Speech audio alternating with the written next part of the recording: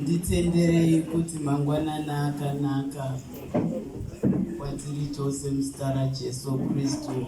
Amen. Zvoreva kuti mumwe nemumwe wedu anofanira kunge achifara kuti ndatenderwa kuya kuzonamata Mwari. Ndinoda kukwazisa vakomana navana. Pamwe pacho we do not have a choice but to accept them in the name of Jesus.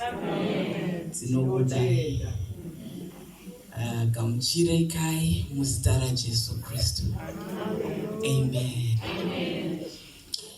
Nekuda kwenguva yedu ndinoshuwira kuti tikwazisane tese as time is not on our side. Allow me to welcome our powerful speakers. Amen.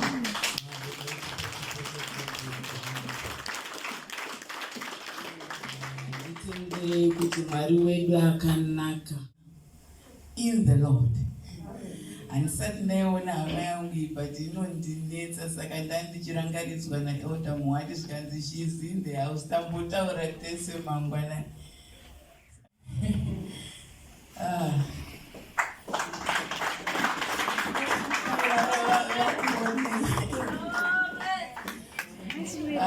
Ishamwari yangu tiri kudananirana chekuda Mwari. Ndochatiri kudananirana. Saka pandari varaitizwa because handivazivi. Saka ndikati ndevapi zvikanzi ndikati tine vana vakawanda nai. Vamwe vacho vana vangu kupindura pagomo rebhindurapo. Tichirova basa kuite zvokutamba. Saka haya masata yakata. Kana tikati sunga jombo tiende. Izvo zvitavaini dzakasiyana. Dzekuhondo. Dzekupi nekupi. But pane mission one yatavika. Yekuenda kuna mambo.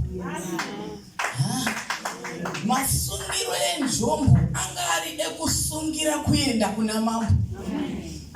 Naika. Chatikonzeresa kuenda kuna mambo. I am not going to open the faces nokuti maspeakers edu atoparidza. Asi chatikonzeresa kuenda. Avazopedzisira vaona kuti aiwa tega hatichazvigona. Zvakuchida manje kuti tiende nadzo kuna mambo. Ndinako kutenda kwekuti they were understanding kuti mambo anoigona nyaya. Kwanga kusingori kuenda nokuti mambo ariko.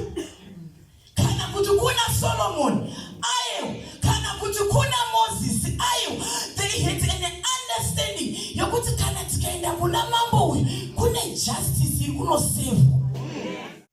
Tasunga tichiziva kuti kwatiri kuenda ariko anogona kunodzigadzirisa. Kubva taita mumwe anogona kunetsika kuti why is it that tanga tiine mapfima akasiyana siyana. Ndoda kuudza imwe hama kuti timu yakabayiwa mwana womutara. Nguva hadzichisina.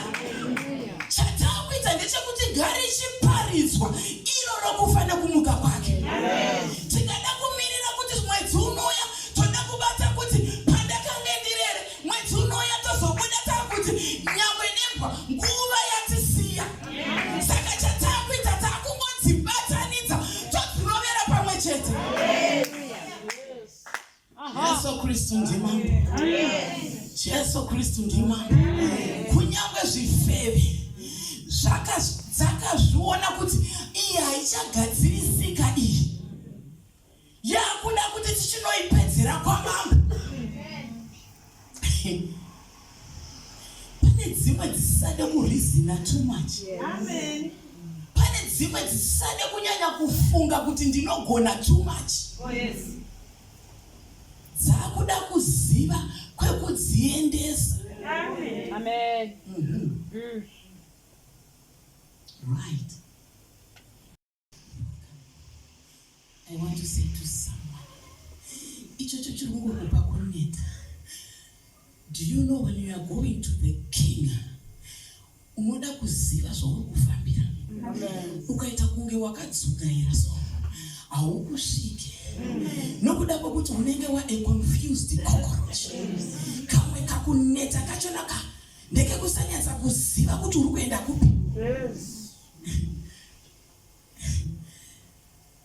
Kamwe kakupererwa kacho. Asi ndoda kuudza imwe hama panapa kuti inini ndauya naMambo anotonga nejustice.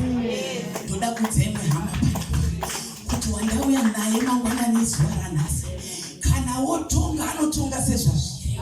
Hazvina mhosva kuti tsanga dzichinyepa sei, nokuda kwokuti ichi chifeveka ichi chaitoziva kuti chararira mwana wacho, asi chakaita magatsi ekuti kwaMambo handei. Amen.